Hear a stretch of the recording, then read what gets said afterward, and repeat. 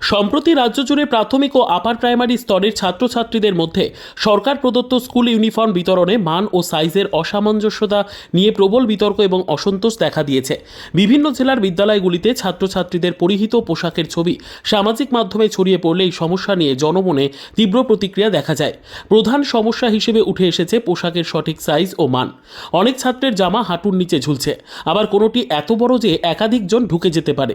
Skirt বা চুড়িদার এতটাই বড় আকারের দেওয়া হয়েছে যে তা পরা এক প্রকার অসম্ভব হয়ে উঠেছে। বেল্ট দিয়ে আটকালেও স্কার্ট বা প্যান্ট খুলে যাবার উপক্রম। এই পরিস্থিতিতে অভিভাবক মহলে চরম অসন্তোষ দানা বাঁধে। অনেকেই অভিযোগ করছেন ছাত্রছাত্রীদের জন্য এই পোশাক মোটেই উপযুক্ত নয়, যা তাদের স্কুলে পড়তে যেতে নিরুৎসাহিত করছে। উল্লেখযোগ্য, কিছুদিন আগে এক দফায় ইউনিফর্ম বিতরণ হয়েছে, দ্বিতীয় দফার বিতরণ এখনও বাকি। পঞ্চায়েত স্তরে নিযুক্ত স্বনির্ভর গোষ্ঠীর মহিলারাই এই ইউনিফর্ম তৈরি করছেন, তবে তৈরি হওয়া পোশাকের মান এবং সাইজ নিয়ে প্রশ্ন থেকেই যাচ্ছে। এই প্রেক্ষাপটে বালুরঘাট ব্লক প্রশাসনের সক্রিয় ভূমিকা প্রশংসনীয়। আজ সকালে বালুরঘাট ব্লকের BDO Sambal Jha, joint BDO Sushanta Pramanik ও women's development officer Shahanara Begum Patiram এলাকার পথসাথীতে গিয়ে স্থানীয় স্বনির্ভর গোষ্ঠীর পোশাক তৈরির কাজ ঘুরে দেখেন। সেখানে তারা পোশাকের মান ও মাপ নিয়ে বিশেষভাবে সতর্ক থাকার নির্দেশ দেন। আমাদের টোটাল 11টা গ্রাম পঞ্চায়েত আছে বালুরঘাট ব্লকের মধ্যে, তো 11টা সংঘও আছে।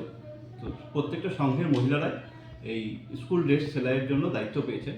তারা ঠিকঠাক কাজ করছেন কিনা সেটা দেখার জন্যই গেছিলাম।